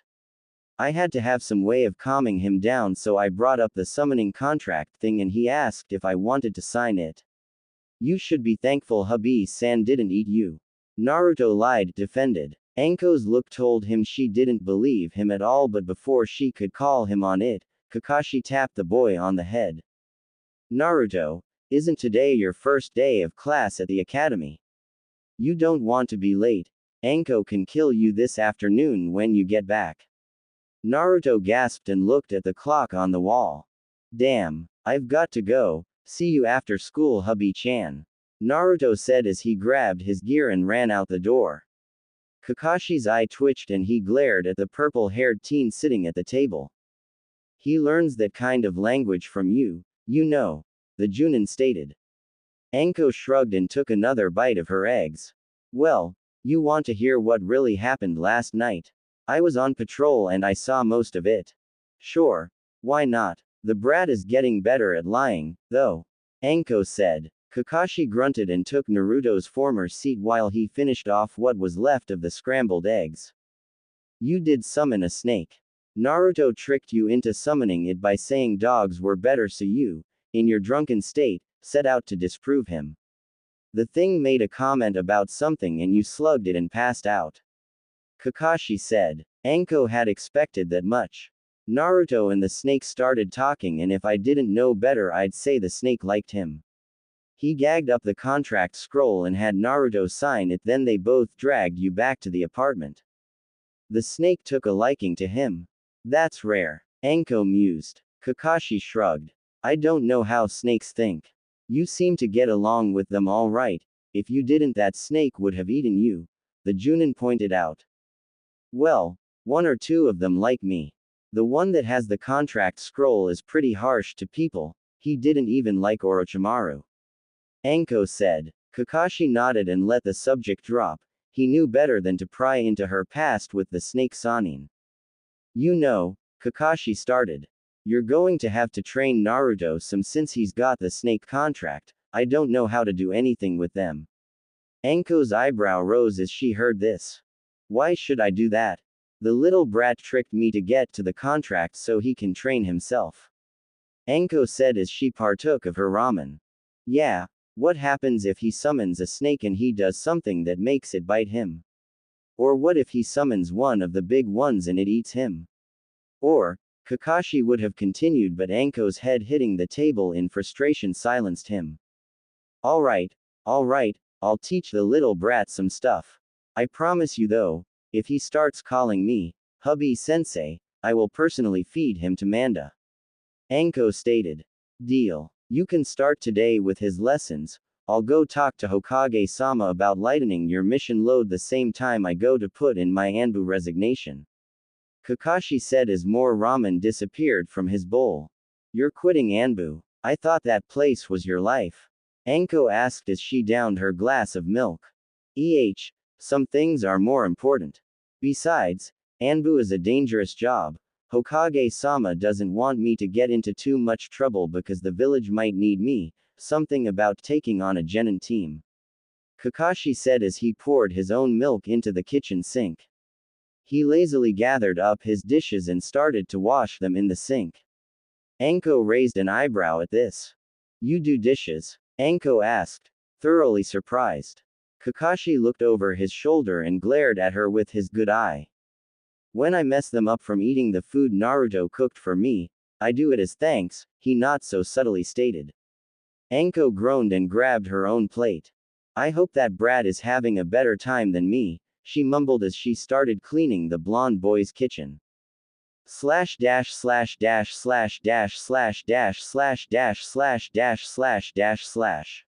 Uzumaki Naruto. Is there an Uzumaki Naruto here?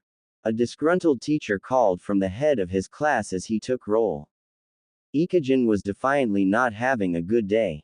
Not only was Hokage-sama assigning him a new assistant teacher, some new chunin that didn't even look to be out of diapers yet, he was being deprived of the one-star student that could have gotten him some recognition before he resigned in a few years. The Hyuga prodigy, Neji, was being kept at the Hyuga compound until his cousin would be attending the academy next year. His pity party was interrupted by the class door sliding open and closing with a slam. A short blonde boy tried to sneak over to a seat and avoid being the center of attention, not that it worked. Uzumaki Naruto, right? Ikijin asked. When the boy nodded, he marked him down on the roll and walked from behind his desk to address the class. This is Konoha Academy. As of today, you are all prospective ninja. Your every move will be watched and evaluated by the teachers here. My assistant, Yumino Iruka, is under training himself, so try to be easy on him. Ikijin said with a chuckle.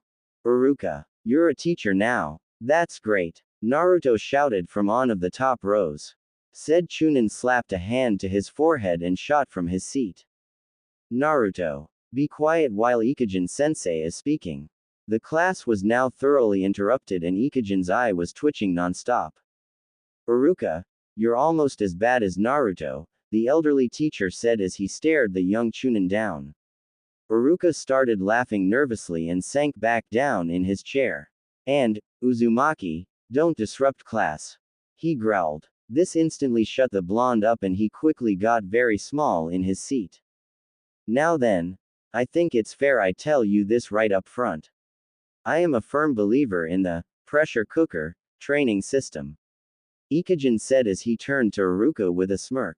With that said, Iruka, would you please take over the class? What? Take over the class? Iruka stuttered. When Ikujin simply smirked and motioned for him to continue, Iruka nearly started hyperventilating.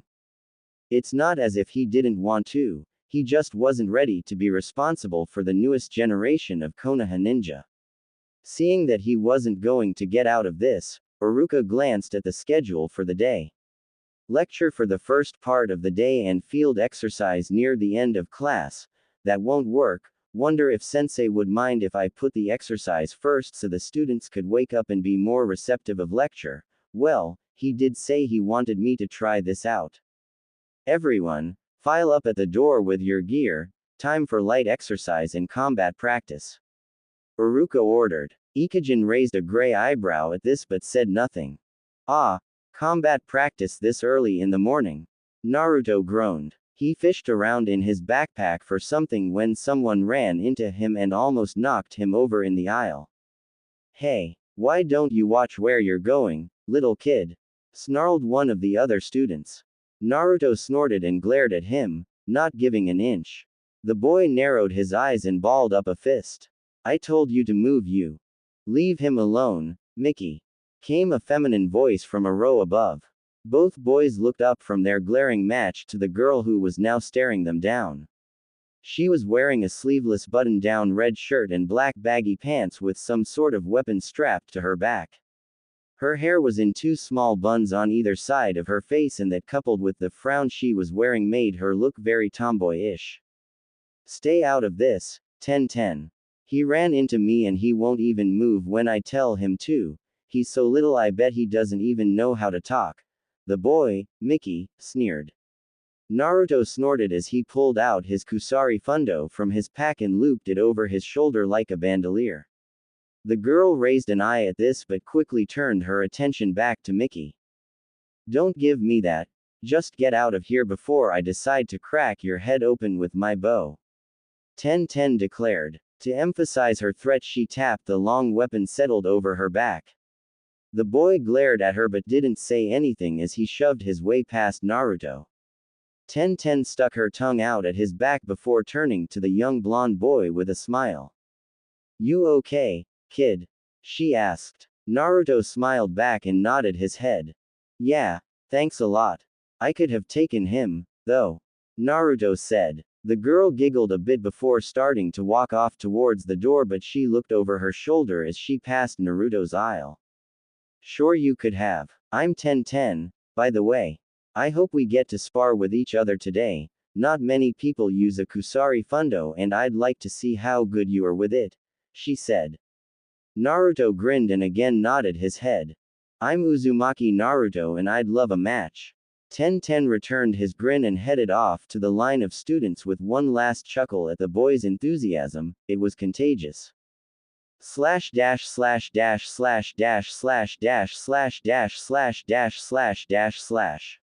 All right, let's all find a place to sit. Iruka said as Ikujin looked on. His assistant did have talent in this area. He picked out what was wrong with the lesson plan from one glance.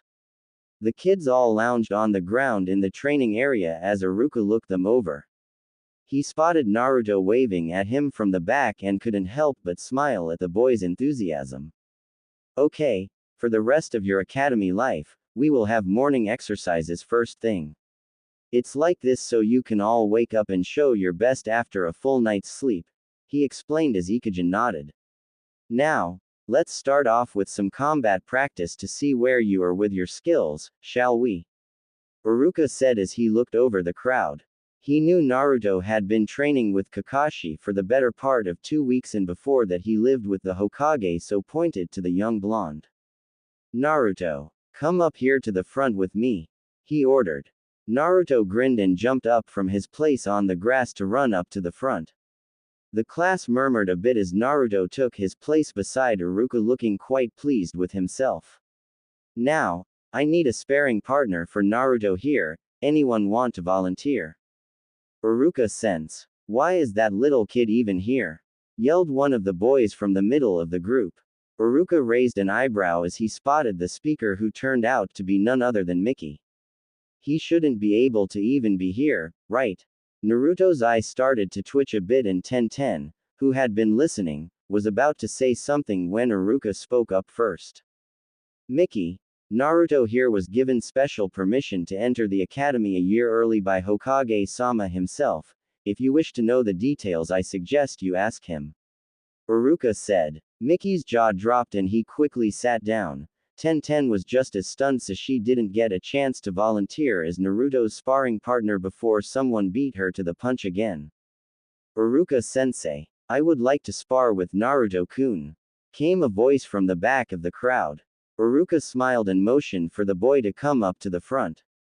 He was about Naruto's age and had a long braided ponytail going down his back. The thing that most stood out about him was his very fuzzy eyebrows.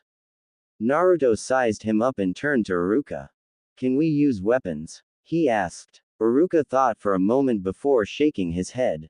No, it wouldn't be fair on the first day of classes. Besides, the other boy cut off the assistant teacher as he shook his head furiously. I do not mind, Uruka-sensei. Naruto-kun can use any weapon he likes. The boy enthusiastically remarked. Naruto smiled at him and whipped off his Kusari Fundo. He went into a fair approximation of the basic stance with both ends of the chain in each of his hands with the slack held taut between them. The other boy bowed before dropping into a stance of his own. Hey, I've wanted to practice with this thing for a few days now.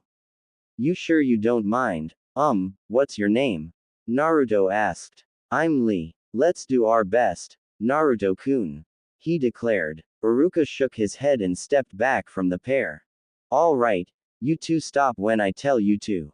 Now, begin, Uruka said as he sliced his hand. Naruto didn't move, but Lee ran forward, intent on getting the first hit. He tossed a quick jab that Naruto dodged with little trouble. Lee, not discouraged in the least, threw a harder punch which he expected Naruto to dodge as well, leaving him open for a kick. He was shocked when Naruto didn't move but captured his arm in the chain he was using by twisting the length of chain around his outstretched arm. Naruto smirked as he used this leverage to flip Lee over onto his back. Before Lee could even think about getting up, the chain was pulled taut again as the small blonde dropped to the ground and caught Lee's neck in a scissor hold between his legs and grabbed his arm that was still wrapped up in the Kusari Fundo.